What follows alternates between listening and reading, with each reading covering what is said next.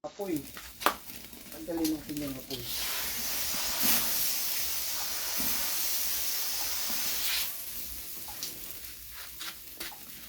Uy, mausok.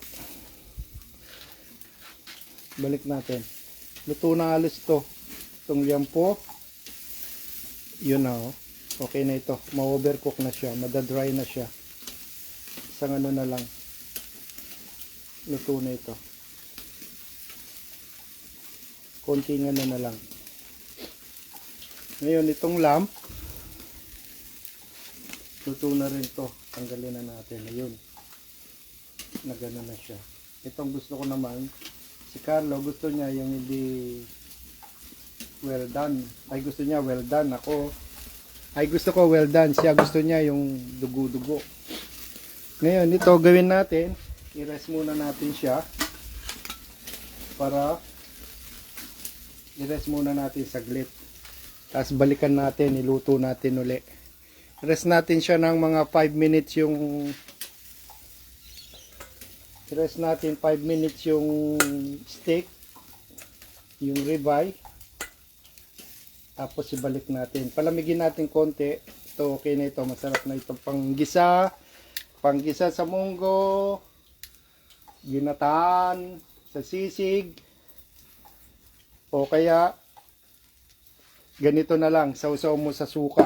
Kasi ano lang yan. Paminta, asin. Tsaka yung sikreto, wag niyo sasabihin ha, yung nilagyan ko siya ng konting MSG. Ito. Ngayon ito, papahinga muna natin to. I-rest natin siya para magiging fresh siya sa loob, yung medyo reddish siya pag inano mo.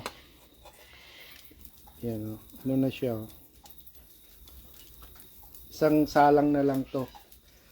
Para yung dugo niya hindi lalabas, nasa loob. I-rest natin konti. Yan, i-rest natin. Wait lang tayo mga 5 minutes. Tapos yung cutlets natin, luto na rin. Ayan. Manyaman talaga ate, atche. Manyaman. Manyaman cutlets ay kapali. Kapali cutlets. Ito masarap. Ayan, nakita nyo yun. Yung taba-taba niya sa gitna. Yun oh. Yun ang masarap. Ito talagang ribeye kung tawagin. Ribeye steak. Malambot yan. Pag kinain mo, nagme-melt sa bibig mo yan. Hindi siya chewing gum. Kahit ganyan pa siya kakapal, pag in-slice mo, kahit kutsara lang pag slice mo dyan, talagang malambot siya. First class, sabi nga nila. Pwede na ito, pero kasi nagmamadali ako, pwede na, hindi ko na pwedeng patagalin. Yan.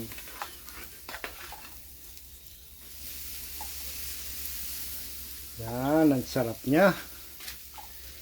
Na-close up natin. Yan, ang sarap niya, oh, ang sarap.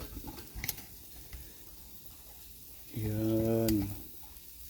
Yan ang masarap. Original steak, ribeye. Tapos sabay kayo ng ano, cutlets. Sarap niya. Pinapapak lang kasi ito habang mainit. Sarap. Diyos ko po, salamat, kanyama na. Ito mo, mamula-mula sa loob. Pero yung labas, medyo brownish siya. Pero yung gitna, red. Kaya tama lang pagkaluto.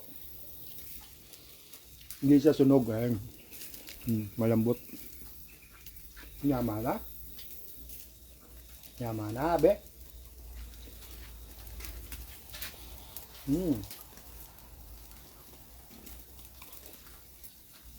Naka-sale kasi itong cutlets na ito eh. Kung bibilin mo ito, nasa 35 per kilo, 39. Naka-sale lang siya ng 27. So, bumili kami ng marami nilagay sa freezer kasi mahilig to yung anak ko. Kanya na. May katlo na akong tambing. Diyos ko po, loleng. Yan.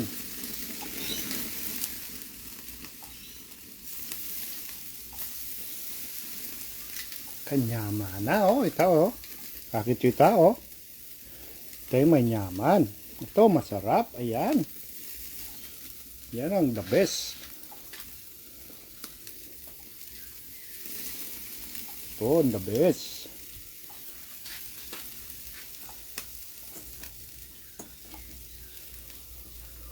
Sarap. Ayoko nang uminto sa kakakain.